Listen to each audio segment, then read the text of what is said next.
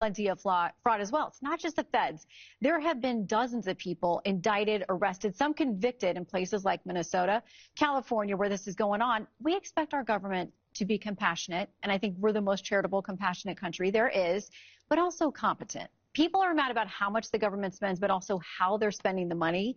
So if they're uncovering all of this stuff, I don't know that it's a good look to be out there more outraged about the investigations than the fact that people are not getting their services and that the money, we need to know where it's going. I don't think that most Americans out there, some of you working 2-3 jobs at a time, expect their money to go so people can buy luxury cars, million-dollar necklaces. And when those cases turn up, people are ticked. They want to know where their money is going.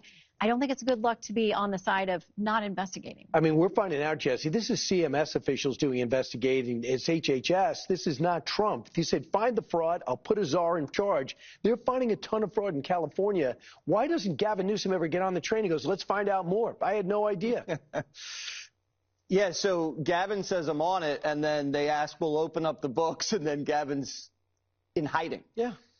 Shirley was just out there. He was tagging along with Oz. So this is how this works. Someone sets up this medical supply company, right? You sell knee braces and rockers. And so you bill these ghost clients. And then, so Shirley goes, knocks on the door of the address where this stupid company is supposed to be listed at. And there's no business. There's no wheelchairs. It's just some random Spanish lady. And she's like, oh, I don't know. And so instead of saying, thank you, Nick Shirley, we're on it, they pass a anti-Nick Shirley Act. Yes. So he's not allowed to do that type of journalism in California. Under the Biden administration, they would even flag the fraud, and then they just give him the money anyway and then try to claw it back. Did they claw any back? Absolutely not. And so the money is out the window, and Gavin's like, it's not my fault. So his numbers were already going down. Gavin's getting trounced in New Hampshire. He's getting trounced in South Carolina. Kamala's beating him by like double digits now. It's because he's squeamish and he's wishy-washy and he's very effeminate. And he doesn't even look like he cares that we're losing the money. Didn't you say he was going to be the nominee?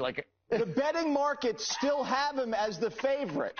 It doesn't mean I can't punch him. I feel like you told us at one point, though, that you were had a crush on him or something. Crush? When his book came out, Jessica I said he was all right. shaking her head. I met him once, and he was cool, but I mean, he's an idiot. But is he looking at you? Well, he's also being investigated. He gives Donald Trump's investigating me. There's a real investigation going on. It was happening in the previous administration. Jessica, why not have the 2 Democratic governors embrace this federal fraud? Well, he did. Rewind the tape, not fast forward, back to April of this year. They had a big press conference. California prosecutors worked for Gavin Newsom, busted a hospice fraud ring, $267 million in fraud. They were doing that without the administration. Jesse says, well, why doesn't Gavin do this himself? Why doesn't he open up the books? Why doesn't he care about the fraud? You have the $267 million. California submitted a 60-page, quote-unquote, integrity action plan in February to the federal government, has gotten no response. They've been reaching out to the federal government for details on the widespread fraud and have gotten no response. That's not true. Yes, it is true. No, you're just buying the BS he's selling, Okay. Jessica. They said just document the payments are legit, and he can't do it. Here are 3 facts that you cannot refute. Newsom signed hospice licensing moratorium in 2021. The Trump administration replicated it in 2026.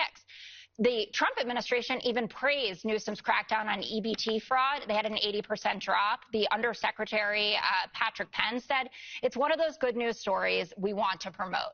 And then there is the elephant in the room, which is that Donald Trump has either commuted the sentences of or pardoned people who have defrauded American people through the Medicare and Medicaid system to the tune of almost $2 billion.